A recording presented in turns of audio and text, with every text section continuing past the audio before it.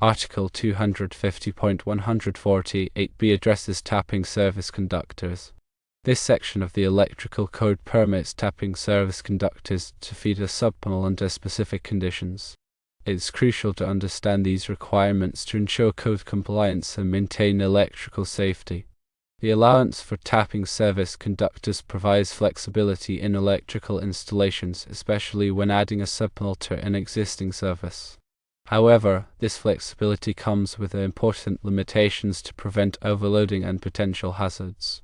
Firstly, the code restricts the tap to only one subpanel. This means that you cannot tap the service conductors to feed multiple subpanels. Each subpanel must have its own dedicated tap directly from the service conductors, or it must be fed from another panel downstream of the service. This limitation is in place to prevent excessive loading on the service conductors and to maintain a manageable electrical system. Secondly, and critically, the ampacity of the tap conductors cannot exceed the ampacity of the service conductors. Ampacity refers to the current carrying capacity of a conductor, typically measured in amps. The service conductors are sized to handle the entire load of the dwelling, and the tap conductors must be sized accordingly to prevent overloading the service conductors. To determine the appropriate size of the tap conductors, you must first determine the ampacity of the service conductors. This information is typically found on the service entrance label or in the electrical panel schedule. Once you know the ampacity of the service conductors, you can select tap conductors with an equal or lower ampacity. It is generally acceptable and often advisable to use tap conductors with the same ampacity as the service conductors.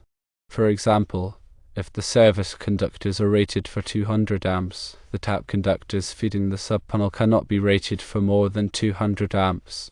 You could use 200 amp rated conductors, or you could use conductors with a lower ampacity, such as 150 amps, if the load on the subpanel is less than 150 amps. However, it's essential to perform a load calculation to accurately determine the appropriate ampacity for the subpanel conductors. The code provides guidance on acceptable methods for tapping service conductors. Common methods include using appropriately sized and listed connectors designed for tapping conductors, such as split bolt connectors or insulated tap connectors. These connectors must be properly installed and torqued to ensure a secure and reliable connection. The use of wire nuts alone is generally not acceptable for tapping service conductors due to the high current levels involved. When installing tap conductors, it is important to maintain proper clearances and support for the conductors. The conductors should be routed in a neat and workmanlike manner, and they should be supported at appropriate intervals to prevent strain on the connections. Additionally, the conductors should be protected from physical damage by routing them through conduit or other protective enclosures. Before tapping service conductors, it is essential to carefully consider the existing electrical system and the load requirements of the subpanel. A load calculation should be performed to determine the total load that will be connected to the subpanel. This calculation should include all lighting, appliances, and other electrical equipment that will be powered by the subpanel. The load calculation will help determine the appropriate size of the subpanel breaker and the tap conductors. If the load calculation indicates that the existing service conductors are not large enough to handle the additional load of the subpanel, it may be necessary to upgrade the service conductors. Upgrading the service conductors can be a complex and costly process, but it is essential to ensure that the electrical system is capable of handling the load safely. In addition to the requirements outlined in Article 250.148b, other sections of the electrical code may also apply to tapping service conductors.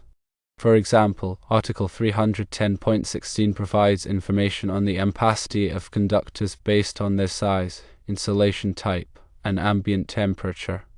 Article 408 addresses the requirements for panel boards, including the installation of breakers and the wiring of branch circuits. It is important to consult all applicable sections of the electrical code to ensure compliance. It is also crucial to verify local codes and ordinances, as these may impose additional requirements or restrictions on tapping service conductors.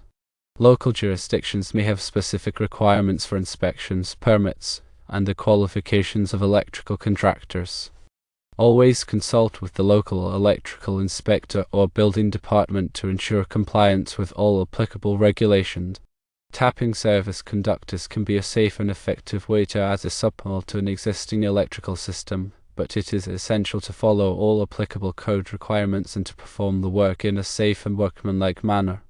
Improper installation of tap conductors can lead to overloading, overheating, and potentially fire hazards. If you are not comfortable working with electricity, it is best to hire a qualified electrical contractor to perform the work. An electrician will be familiar with the electrical code and will have the necessary tools and experience to ensure that the work is done safely and correctly. Firstly, always de-energize the service conductors before beginning any work. This can be done by turning off the main breaker at the service entrance. It is essential to verify that the conductors are de-energized using a voltage tester before touching them. Secondly, wear appropriate personal protective equipment such as safety glasses and insulated gloves. Electricity can be dangerous, and it is important to take precautions to protect yourself from injury. Thirdly, use only approved materials and connectors. The electrical code requires that all electrical equipment be listed and labeled by a recognized testing laboratory. This ensures that the equipment has been tested and meets safety standards. Fourthly, follow the manufacturer's instructions for installing connectors and other equipment. Improper installation can lead to loose connections and potential hazards. Fifthly, double-check all connections to ensure that they're tight and secure. Loose connections can cause overheating and arcing. Sixthly, after completing the work, inspect the installation to ensure that it is neat and workmanlike. The conductors should be properly supported and protected from physical damage. Seventhly, test the installation to verify that it is working properly. This can be done by using a voltage tester and an ammeter to check the voltage and current levels. Eighthly, document the installation for future reference. This should include a wiring diagram and a list of all materials used. Ninthly, obtain the necessary permits and inspections. This will ensure that the installation meets all applicable code requirements. Tenthly, if you are unsure about any aspect of the work, consult with a qualified electrical contractor.